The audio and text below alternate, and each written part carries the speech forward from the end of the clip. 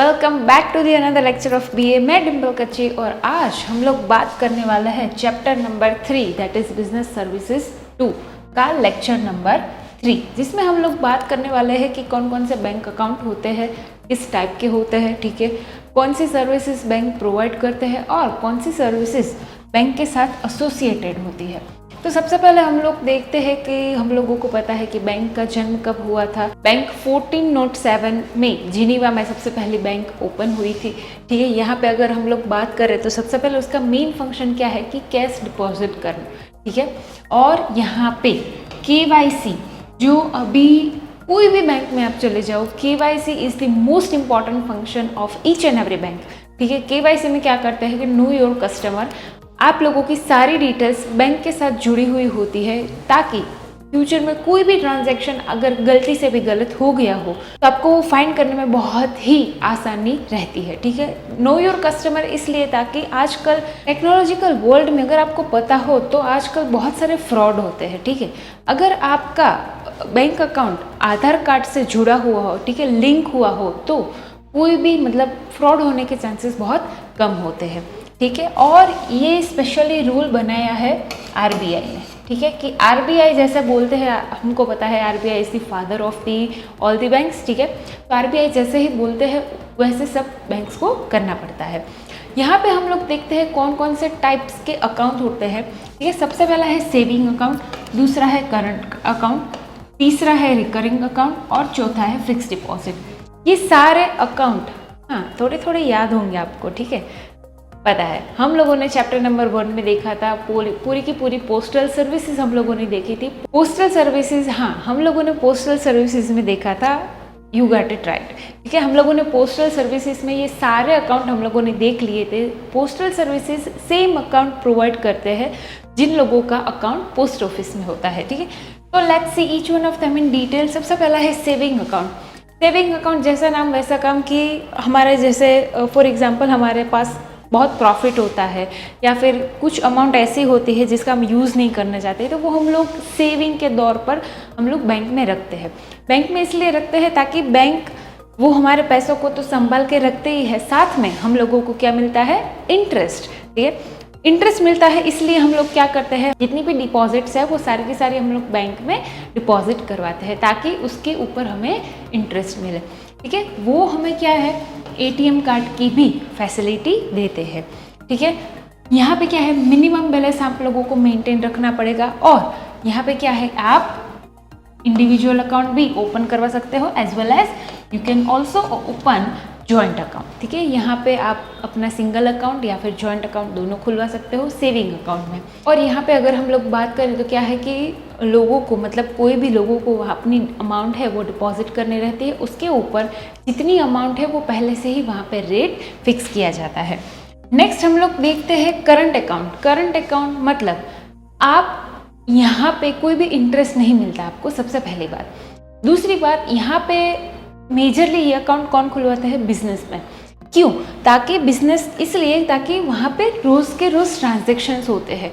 एक आप लोगों ने परचेस किया, कई बार सेल किया, तो वो एक दिन में कई बार होता है, तो इसलिए उन लोगों के लिए स्पेशली फॉर बिजनेसमैन ये अकाउंट बहुत ही अच्छा है और उन लोगों को बहुत ही कन्वीनियंट रहता है करंट अकाउंट, ठीक है। इसमें इंटरेस्ट नहीं मिलता, ये स्पेशली बिजनेस यूनिट्स के लिए है और बैंक उसके लिए यहाँ पे चार्जेस कलेक्ट करती है, वो तो फिक्स ही है, पर यहाँ पे क्या है, इंटरेस्ट नहीं मिलता, ये इसका एक लॉस है, ठीक है। यहाँ पे लोन की भी वो लोग फैसिलिटी प्रोवाइड करते हैं। अगर हम लोग ट्रांजैक्शंस की बात करें, यस, तो यहाँ पे ये एक बहुत ही अच्छा बेनिफिट बिजनेसमैन को मिलता है कि यहाँ पे कोई भी लिमिटेशंस नहीं रहती। वो लोग जितने भी ट्रांजैक्शंस एक दिन में, एक मंथ में जितने भी ट्रांजैक्शंस लोगों को करने हैं वो यहाँ से कर सकते हैं।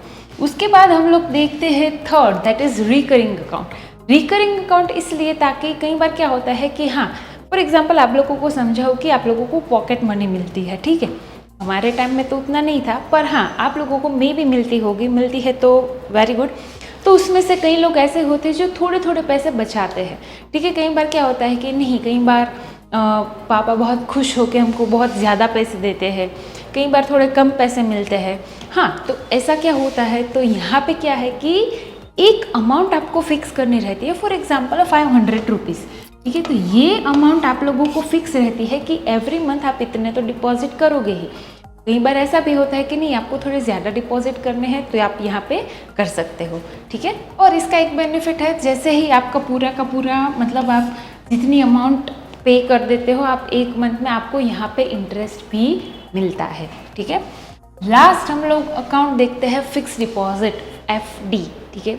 FD का मीनिंग तो सबको पता है, पर फिर भी यहाँ पे मैं आप लोगों को अगर समझाऊँ तो ये क्या है, और source of the money which can be use by the bank for the fix term, ठीक है। ये हमारे ही पैसे हैं, हम ही पैसे यहाँ पे डिपॉजिट करते हैं, बैंक वो थोड़े टर्म के लिए वो यूज़ करती है जिसके ऊपर हमें इंटरेस्ट मिलता है। जितनी आपकी ज़्यादा अमाउंट उतना आपका इंटरेस्ट रेट बहुत अच्छा, ठीक है। और यहाँ पे क्या है, आप you can not withdraw your money until your maturity date, ये सब में होता है। आपकी मैच्योरिटी डेट जब तक फिक्स नहीं होती, मतलब जब तक ख़त्म नहीं होती, तब तक आप लोग यहाँ पे अपने पैसे निकाल नहीं सकते।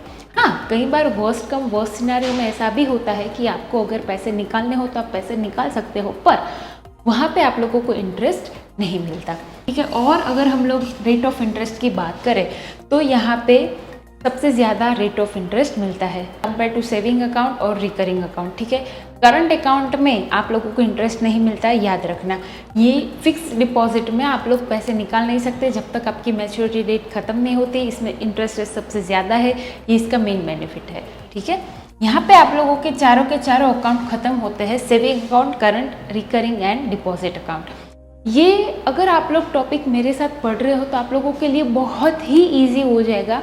जितना हो सके BA मतलब ऐसा सब्जेक्ट है कि अगर आप बहुत दिल से चाहो ना तो बहुत ही इजी है।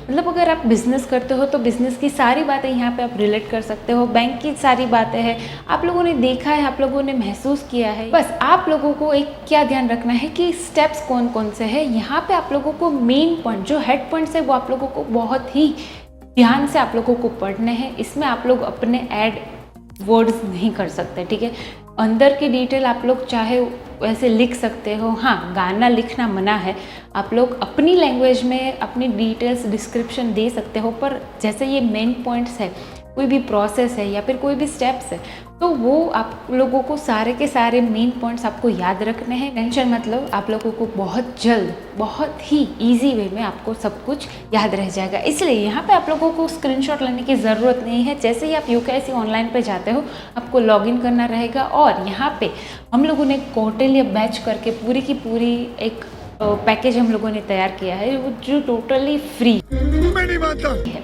ठीक है। यहाँ पे आपको सारे लेक्चर्स, सारे नोट्स, सब कुछ आपको एक ही अंडर द वन रूफ आपको सब कुछ मिल जाएगा। अगर कोई भी सब्जेक्ट हो आप यहाँ पे आके वो सारे के सारे सब्जेक्ट्स एक साथ देख सकते हो, ठीक है। आगे बढ़ते हैं, यहाँ पे है services provided by the bank.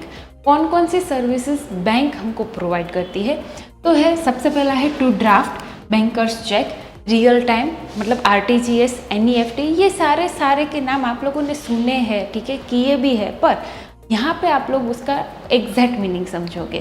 Bank OD, cash and loan. तो जैसे सबसे पहले हम लोग जाते हैं ड्राफ्ट का मीनिंग अगर आप लोगों को पता हो तो आगे के लेक्चर में हम लोगों ने पढ़ा था कि what is the difference between cheque and draft, ठीक है।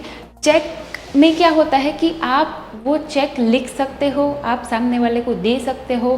कई बार ऐसी भी पॉसिबिलिटीज़ होती है कि चेक बाउंस हो सकता है, पर अगर ड्राफ्ट की बात आती है तो ड्राफ्ट में क्या होता है, ड्राफ्ट अगर आपने एक बार दे दिया तो वो ड्राफ्ट कभी भी बाउंस नहीं होता। क्यों नहीं होता, क्योंकि ड्राफ्ट तभी क्रिएट होता है जब आपके अकाउंट में उतनी सफिशिएंट बैलेंस हो।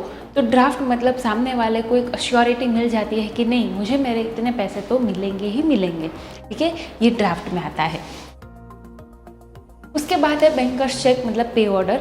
आप लोग जैसे कोई भी ट्रांजैक्शन करते हो तो वो कैश या फिर चेक से भी किया जाता है। चेक आप जैसे ही सामने वाले के नाम पे बनाते हो तो वो उसे मिल जाता है और वो अपने हिस्से के पैसे वहाँ पे निकाल सकता है, ठीक है।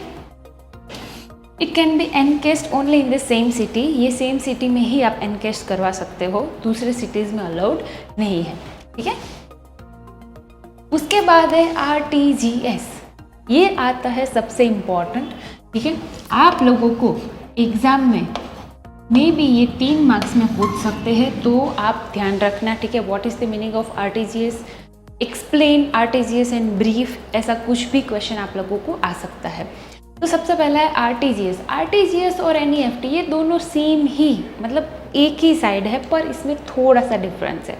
क्या डिफरेंस है? Let's have a look. When an RTGS member bank transfer money to the another RTGS member anywhere in India, this method is called RTGS. RTGS आप कहाँ पे कर सकते हो? विद इन द इंडिया, ठीक है। इंडिया में किसी भी कोने में अगर कोई भी इंसान कहीं पे भी बैठा हो, आप उसको आरटीजीएस कर सकते हो।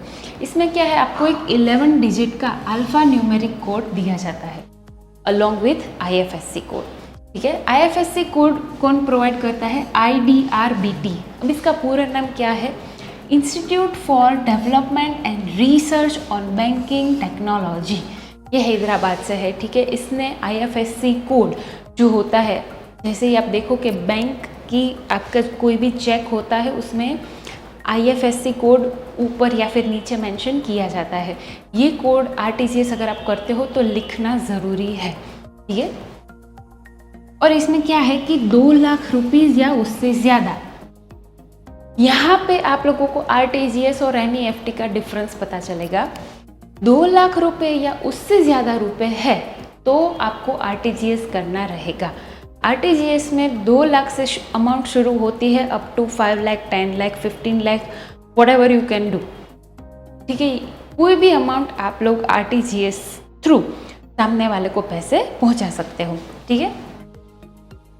Receiver is not charge any commission. यहाँ पे रिसीवर कोई भी कमीशन चार्ज नहीं कर सकता। जैसे हम लोग एनईएफटी की बात करें तो एनईएफटी में क्या है? एनईएफटी में भी सेम आईएफएससी कोड तो आपको मेंशन करना ही है ताकि पता चले कि कौन सी बैंक से आपने ट्रांजैक्शन किया है। कई बार ऐसा होता है कि हमारे पास एक बैंक के अलावा बहुत सारे और भी अकाउंट्स होते हैं, ठीक है। तो आप लोगों के रिकॉर्ड के लिए, बैंक के रिकॉर्ड के लिए आईएफएससी कोड मेंशन करना बहुत ही ज़रूरी है, ठीक है। मैक्सिमम 2 लाख रुपीज़, ये इसका दोनों का डिफरेंस है, ठीक है। आरटीजीएस में क्या होता है? 2 लाख, मोर देन 2 लाख, यहाँ पे अप टू 2 लाख, ठीक है। एनईएफटी में इसका मेन डिफरेंस है।